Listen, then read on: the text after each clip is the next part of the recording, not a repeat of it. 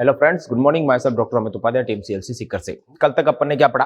अपन ने brain complete कर लिया, स्पाइनल कॉर्ड कंप्लीट कर ली, रिफ्लेक्सेस कंप्लीट कर ली। आज अपन शुरू कर रहे हैं सीएनएस। ऑलरेडी हम कंप्लीट कर चुके। अब अपन शुरू करने जा रहे हैं कौन सा? Autonomic nervous system. मैंने हेडिंग लगा दी है स्वायत्त तंत्रिका तंत्र। कौन सा? ये स्वायत्त तंत्रिका तंत्र। स्वायत्त तंत्रिका क्या भाई? तंत्र। इसका दूसरा नाम है विसरल नर्वस सिस्टम, जिसको अपन कहते हैं विसरल, यानी कि अपने अंतरांग जो होते हैं, जो अनैच्छिक मसल्स होती है, उनको कंट्रोल करता है। तीसरा वेजिटेटिव नर्वस सिस्टम। इसके खूब सारे नाम हैं। सबसे पहले इसकी परिभाषा लिखते हैं। देखिए, सबसे पहले शरीर की वह तंत्र जो शरीर की अनैच्छिक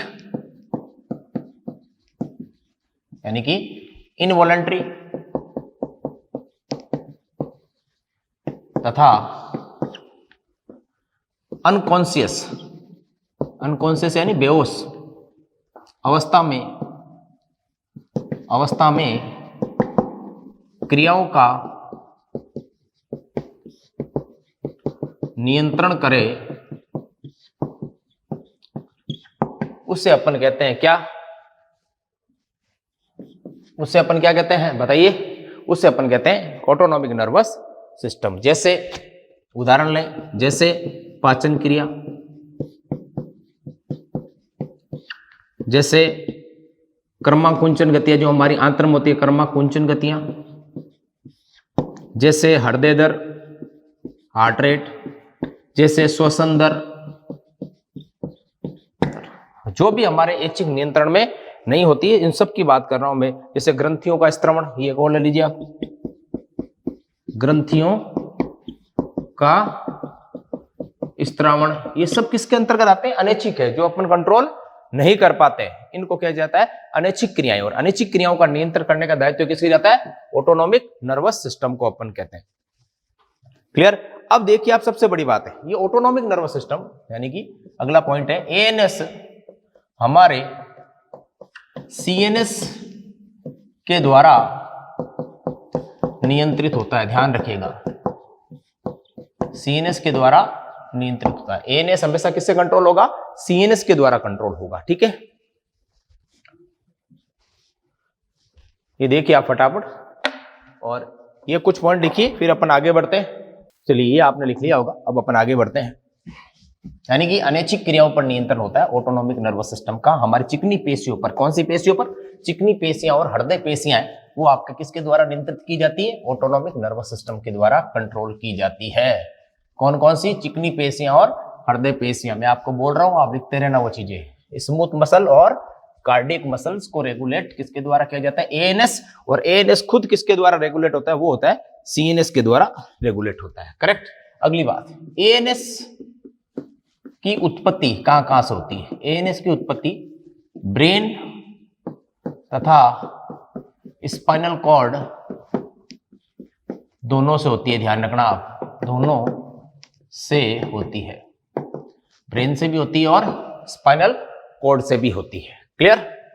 चलिए साहब, अब अपन बात करते हैं ब्रेन की कौन सी कपालपुंजी है। ब्रेन से निकलने वाली कपाल तंत्रिका संख्या,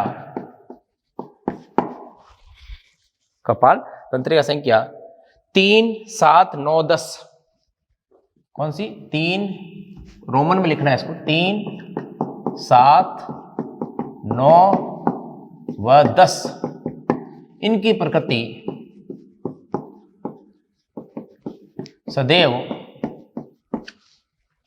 सदैव परानुकंपी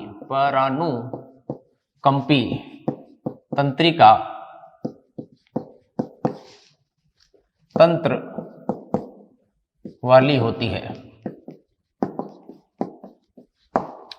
अब देखो जैसे आप 12th पास आउट हो सारे के सारे, पीएमटी दे भी चुकी है आप कुछ लोगों ने, तो ध्यान रखिए ऑटोनॉमिक नर्वस सिस्टम के दो पार्ट है, अनुकंपी और परानुकंपी। तो आपसे कोई पूछेगा कपाल तंत्रिका जो हमारे मस्तिष्क से निकलती है, उनमें से जो 12 जोड़ी होती है उनमें से कौन कौन सी होती है जो 4 जोड़ी जो परानुकंपी प्रकार के कार्य को संपादित करती है, तो वो आपको याद रखनी है 3, 7, 9 और 10। ये इनकी प्रकृति सदैव कैसे होगी, परानुकंपी के जो कार्य होते हैं वही कार्य करेगी। कपाल तंत्रिका खुद का कार्य तो करेगी, लेकिन परानुकंपी वाले तंत्रिकाएं भी इसके से साथ में होती है, ध्यान रखिएगा, ये आप कर लें। नेक्स्ट अगली बात आप देखिए, अब इसके दो भाग हैं, इसके ऑटोनॉमिक नर्वस सिस्टम के दो भाग हैं, एक तो है अनुकंपी तंत्रिका तंत्र और एक है परानुकंपी तंत्रिका तंत्र। अंग्रेजी में लिख देता हूं मैं इनको, सिंपैथेटिक और पैरासिम्पैथेटिक, ध्यान रखिएगा। पैरा ये लिखा ना मैंने भी, परानुकंपी यही तो है, para sympathetic nervous system, sympathetic nervous system, ये दोनों अलग अलग है, जिसको अपन में शॉर्ट में लिखेंगे SNS और PSNS, ध्यान रखिएगा, अनुकंपी और परानुकंपी। क्लियर, ये लिखिए आप, फिर अपन दोनों के अनुकंपी और परानुकंपी को ध्यान से समझते हैं क्या चीज है ये, जल्दी कीजिए।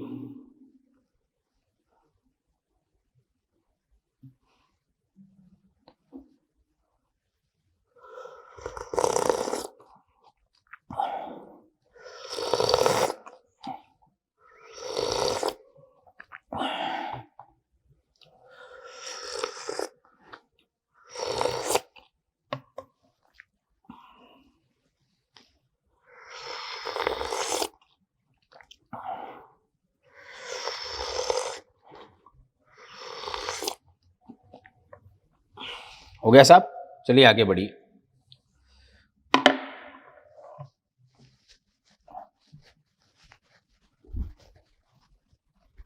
अनुकंपी और परानुकंपी, ज्यादा डिटेल में नहीं ले जाऊंगा मैं आपको, क्योंकि ज्यादा डिटेल में पूछा भी नहीं जाता, सिर्फ इनके आपके फंक्शन याद होने चाहिए कि कौन बढ़ाता है और कौन घटाता है, क्योंकि ये अनुकंपी और परानुकंपी एक दूसरे के विपरीत होते हैं। एक तरफ लिख रहा हूं मैं ऑटोनॉमिक नर्वस सिस्टम, सही बात है, इसके दो भाग कर देते हैं अपन, कौन सा, सिंपैथेटिक नर्वस सिस्टम, और एक तरफ लिख देता हूं पैरासिम्पैथेटिक नर्वस सिस्टम। इन दोनों के बीच में अपन क्या कर रहे हैं, अंतर, और वही एग्जाम में पूछे जाएंगे। सबसे पहले बात, इसकी उत्पत्ति बहुत इंपॉर्टेंट है, इसकी उत्पत्ति कहां से होती है ये बहुत जानना जरूरी है आपको। देखो, इसको अपन ये कहते हैं क्रेनियोसैक्रल आउटफ्लो, थोरेको लंबर आउटफ्लो। इसकी उत्पत्ति थोरेक्स तथा लंबर भाग से होती है, ध्यान रखना। कहां से, थोरेक्स और लंबर। जैसे मैं स्पाइनल कॉर्ड बनाता हूं तो इसका कौन सा भाग है, थोरेक्स, और दूसरा भाग कौन है, लंबर। यहाँ की जो मेरुरज्जु होगी वहां पर इसकी कोशिकाएं पाई जाती है थोरेक्स और लंबर भाग से। तो ध्यान रखना ये थोरेक्स और लंबर से निकलती है, जबकि ये वाली इसकी उत्पत्ति होती है, इसकी उत्पत्ति किसकी, परानुकंपी, इसकी उत्पत्ति ब्रेन यानी क्रेनियम तथा मेरुरज्जु का एक भाग होता है, कौन सा, सैक्रल पार्ट से यानी भाग से होती है, ध्यान रखना। तो इसको तो अपन बोलते हैं, यानी इसके अंदर डायग्राम बनाओ तो मैं देखो आप कैसे, ये तो ब्रेन से निकल गई और एक निकलेगा अंतिम भाग, पूंछ होता है, पूंछ से पहले कौन सा आता है, सैक्रम। तो ये तो आ गया कौन सा, सैक्रम, ये आ गया क्रेनियम। क्लियर, यहां पर आ गया T4, ये आ गया T4 थोरेक्स और L4 लंबर, इनसे भाग के उत्पत्ति, इसलिए इसको कहते हैं अपन थोरेको लंबर आउटफ्लो। क्या बोलते हैं, थोरेको लंबर आउटफ्लो। किसको, सिंपैथेटिक को, ध्यान रखना। और इससे बोलते हैं cranio sacral outflow, cranio sacral outflow. ये है थोरेको लंबर आउटफ्लो, ये है क्रेनियो सैक्रल आउटफ्लो, ठीक है ना। ये हमेशा इमरजेंसी में काम करता है, ध्यान रखना, सामान्य परिस्थितियों में नहीं करता है। क्या करता है, इमरजेंसी में, यानी ये दुख का साथी है। किसका साथी है, दुख का साथी है। क्लियर, ये किसमें, ये सामान्य परिस्थिति यानी कि नॉर्मल सिचुएशन यानी परिस्थितियों में काम करता है, यानी कि ये किसका साथी हो गया, सुख का साथी है ये, वो दुख का साथी है और ये सुख का साथी है, ध्यान रखिएगा आप। अब अपन बात करते हैं इनमें,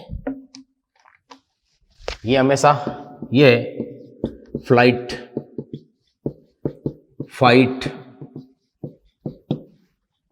वाला रिस्पॉन्स देता है, लड़ाई झगड़े का काम आता है, रिस्पॉन्स देता है।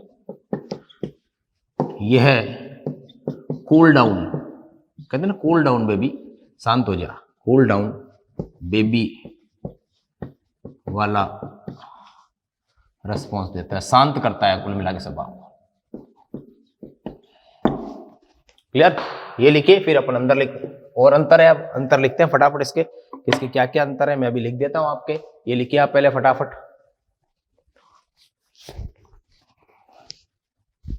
हेलो गाइस, तो मैंने देखो यहाँ पर आपके ऑटोनॉमिक नर्वस सिस्टम के दो भाग होते हैं, अनुकंपी और परानुकंपी। ये एक दूसरे के बिल्कुल विपरीत होते हैं, अनुकंपी बढ़ाएगा तो परानुकंपी उसको घटाएगा, ठीक है ना। तो मैंने यहाँ पर देखो लिखा है, पहले लिखा है सिंपैथेटिक नर्वस सिस्टम लिखा है ना, और उधर लिखा है आपके पैरासिम्पैथेटिक नर्वस सिस्टम, ठीक है। फिर दोनों में अंतर लिख दिए। अब इसमें आपको क्या करना है, जैसे मैंने पहला पॉइंट लिखा है पाचन को नीचे लिखा है, पाचन को घटाता है, तो उधर लिख दोगे पाचन को बढ़ाता है, ये आप खुद ही कर लोगे, पता है ये तो। और एक तरफ याद करना है, दूसरा उसका उल्टा करना है। पाचन को कम करेगा, अवशोषण को कम करेगा कर्माकुंचन, जिसको अपन बोलते हैं पेरिस्टालसिस, इसको क्या करेगा, ये कम करता है कर्माकुंचन को। मल त्यागने की प्रक्रिया को यानी कब्जी उत्पन्न करता है। लार के स्त्रवण, मुंह में जो लार आती है उसके स्त्रवण को कम करता है। जठर रस के स्त्रवण को, आंतरिक रस के स्त्रवण, सारे स्त्रवण को क्या करता है, ये कम करता है, ध्यान रखना। कौन, अनुकंपी यानी कि अनुकंपी यानी सिंपैथेटिक। क्लियर। फिर देखो आप, श्वसन दर को बढ़ाता है, ट्रेकिया तथा ब्रोंकियोल के व्यास को फैला देता है ताकि ज्यादा वायु किस में जाए, फेफड़ों में जाए। दूसरा, हार्ट बीट को बढ़ाएगा, कार्डिक आउट, सीओपी का मतलब है कार्डिक आउटपुट, हृदय निर्गत दर को बढ़ाता है, ब्लड प्रेशर को बढ़ाता है। स्वेटिंग, स्वेटिंग यानी पसीना आना, इसको बढ़ाएगा। पाइलो इरेक्शन यानी रोंगटे खड़े हो जाना, पाइलो इरेक्शन का मतलब, ठीक है। फिर यूरिनेशन यानी कि यूरिन जो आता है अपनी बॉडी से, उस यूरिन को कम करता है, यानी ये बॉडी के अंदर यूरिन को संग्रहित करता है, ब्लैडर को भरता है। प्यूपिल, प्यूपिल मतलब आंखों का जो प्यूपिल है, पुतलियां, वो उसको क्या करता है, ये फैलाता है। फैलाने को अपन क्या कहते हैं, एक शब्द में माइट्राइएसिस, ये अपन आई में पढ़ेंगे। पुतली को फैलने को क्या कहते हैं, माइट्राइएसिस। अगर पुतली सिकुड़ती है तो उससे बोलेंगे अपन मियोसिस। स्पेलिंग ध्यान रखना, मायोसिस है, नॉट मियोसिस, तो अर्धसूत्री विभाजन हो जाएगा, मायोसिस। अश्रु स्त्रवण, आंखों में से जो आंसू आते हैं उसको अपन कहते हैं, कौन सी ग्रंथि स्त्रावित करती है, लेक्राइमल ग्लैंड हमारी आंखों में होती है, जो अश्रु का स्त्रवण करती है, आंसू के स्त्रवण को घटाता है। मैंने आपको भी कहा था, सारे स्त्रवण को घटाता है कौन, अनुकंपी यानी सिंपैथेटिक।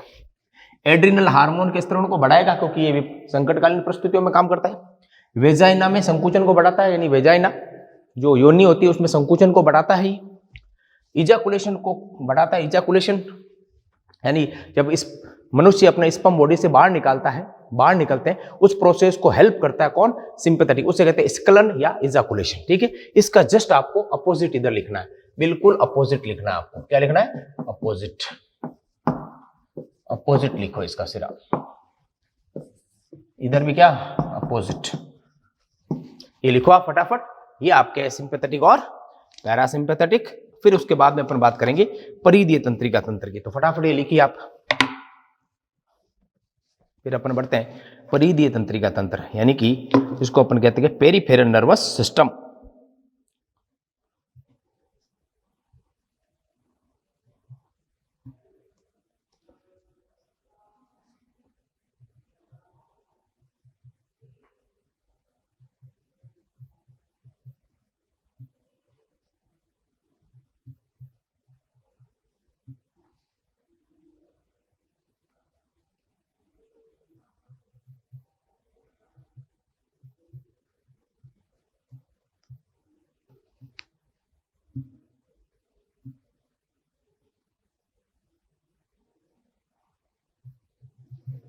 चलिए सर, हो गया। ये आपको उल्टा आप खुद ही कर लोगे। तो अनुकंपी और परानुकंपी एक दूसरे के विपरीत है। अब अपन पढ़ते हैं परिधीय तंत्रिका तंत्र।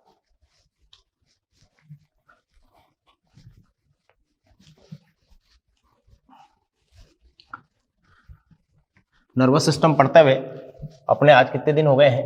52 से 5वां दिन है, यानी 52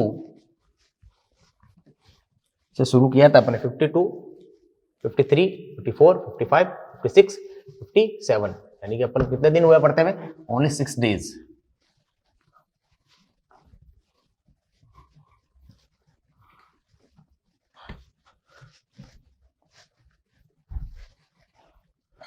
अब लगाइए आप परिधीय तंत्रिका तंत्र, इसको अपन कहते हैं पेरिफेरल नर्वस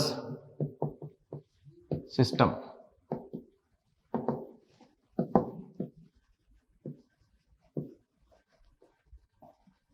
परिधीय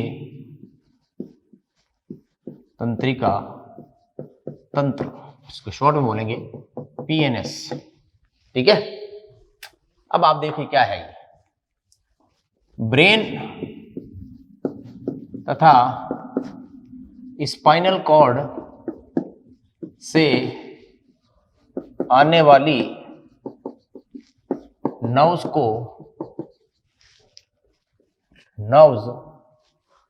नर्व्स मिलकर पीएनएस का निर्माण करती है। यह है इसकी परिभाषा। कैसे? देखिए आप कैसे निर्माण करती है वो देखिए आप। सबसे इंपॉर्टेंट बात, ये ब्रेन आ गया, ये स्पाइनल कॉर्ड पहले बता रखा मैंने आपको। ब्रेन से निकलने वाली,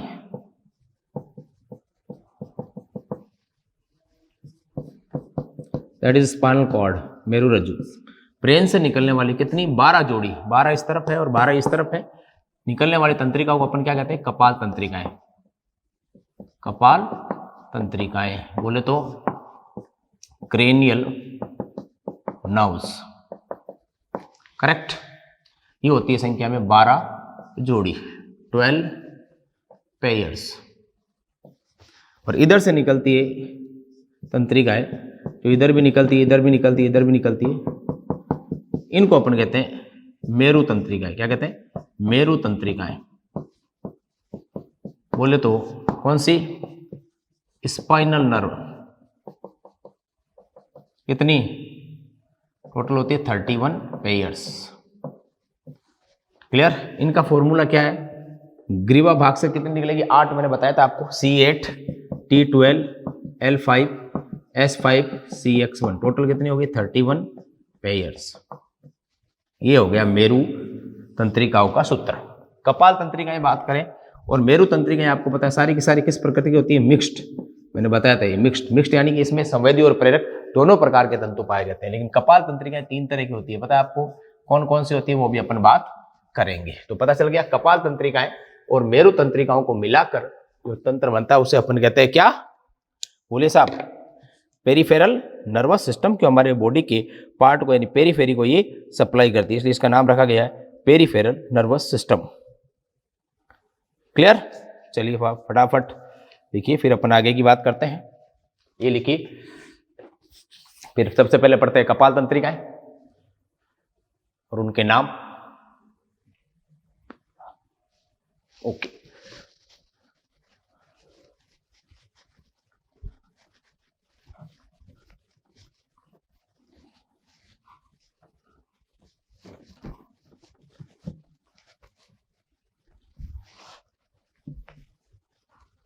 सबसे पहले आ जाइए आप कौन सी?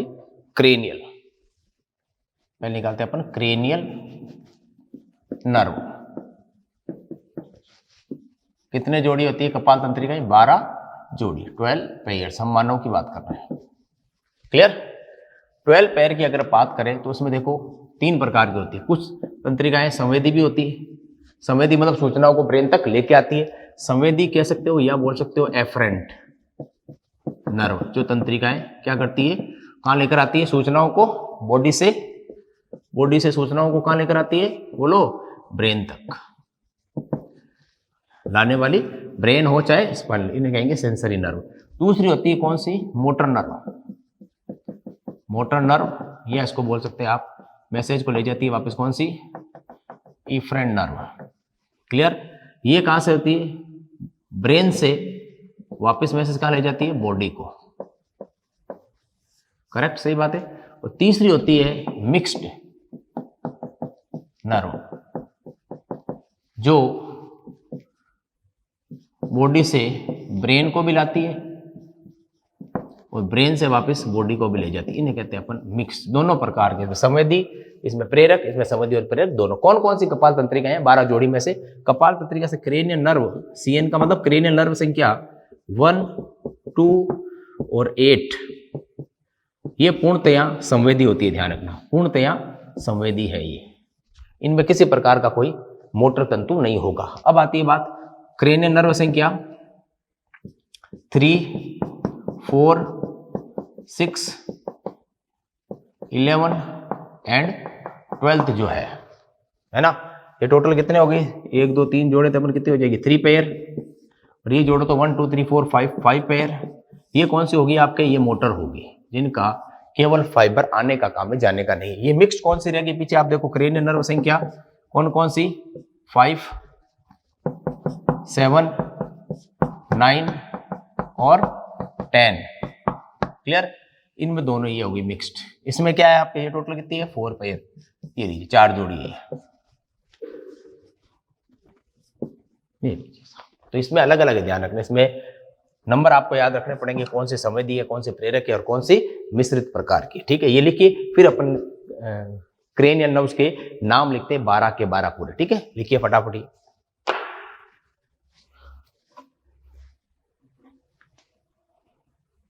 ओके गाइस, ये मैंने सारे आपके नाम लिख दिए। पूरी कितनी क्रेनियल नर्व कितनी होती है? पूरी 12 जोड़ी होती है मानव के अंदर। देखो इसमें नाम याद रखने आपको। पहली जो है उसका नाम है ओल्फैक्टरी, जो स्मेल यानी कि गंध से संबंधित है, हमारे नाक में होती है। दूसरी है ऑप्टिक, जो आई विजन, जो रेटिना के अंदर होती है, जिससे हम देखते हैं। रेटिना पर जो प्रतिबिंब बनता है उसको लेकर मस्तिष्क तक पहुंचाने का काम किसका होता है? ऑप्टिक का होता है। ओक्यूलोमोटर, ये क्या करती है? आई मूवमेंट, हमारी आंखें इधर उधर लेफ्ट राइट ऊपर नीचे रोटेट होती है, उसकी वजह से होती है। ट्रोक्लियर, ये सबसे थिनेस्ट होती है, जो हमारे फेरिंग्स वगैरह गले को सप्लाई करती है। ये सबसे थिनेस्ट है, सबसे पतली है, ध्यान रखना। ट्राइजेमिनल, जो सबसे बड़ी होती है, सबसे मोटी होती है। इसकी 3 ब्रांचेज होती है। ट्राई का मतलब 3, जेमिनल यानी भुजाएं। इसकी 3 ब्रांचेज होती है, इसलिए आगे फेस को, आई को वगैरह, ऊपर वाले जबड़े, नीचे वाले जबड़े, सबको सप्लाई करती है। अब्डुसेंस, ये भी आई मूवमेंट को सप्लाई करती है। तो आई मूवमेंट को कितनी सप्लाई कर रही है? देख लो आप, आई को कितनी सप्लाई कर रही है? 1 2 3, यानी कि कौन से? सेकंड, थर्ड और 6th। ये 3 जो है, 3 जोड़ी, 3 राइट में और 3 ही लेफ्ट में, ये आई को सप्लाई करती है। केवल ध्यान रखिए, ये आई को देखो, आई में कितनी? 2, 3 एंड 6। फिर आ जो फेशियल, जो फेस को सप्लाई करेगी। ऑडिटरी, ऑडिटरी का मतलब होता है सुनना, यानी कान को रिलेटेड, इसलिए नाम रखा वेस्टिबुलो कॉक्लियर। वेस्टिबुलो का मतलब होता है बैलेंस बनाना, क्यों? हमारे कान के 2 काम है, बैलेंस बनाना और सुनना। तो बैलेंस भी बनाने का काम इसका है और सुनने का काम, तो वेस्टिबुलो कॉक्लियर नर्व कहते हैं। फिर आती है ग्लोसोफेरिंजियल 9th वाली, जो टंग को सप्लाई करती है, जिससे हमें स्वाद का पता चलता है। वेगस, जो सबसे लंबी होती है, हमारे इंटेस्टाइन तक आती है, हार्ट को सप्लाई करती है, डायफ्राम को सप्लाई करती है, सबको सप्लाई करती है, इसलिए बहुत लॉन्गेस्ट है। ध्यान रखिए, इसलिए क्वेश्चन पूछा जाता है इसका 10th का।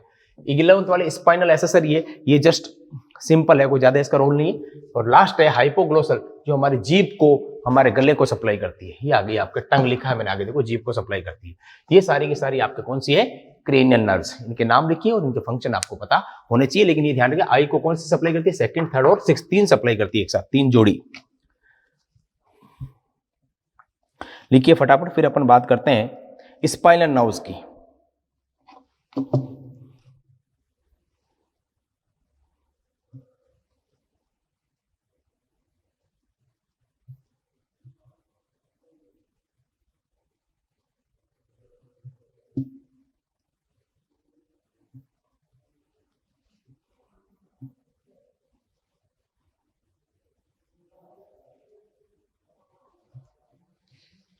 हो गया? ओके, अब हेडिंग लगेगी आप लास्ट। आज का टॉपिक कौन सा? Spinal nerves.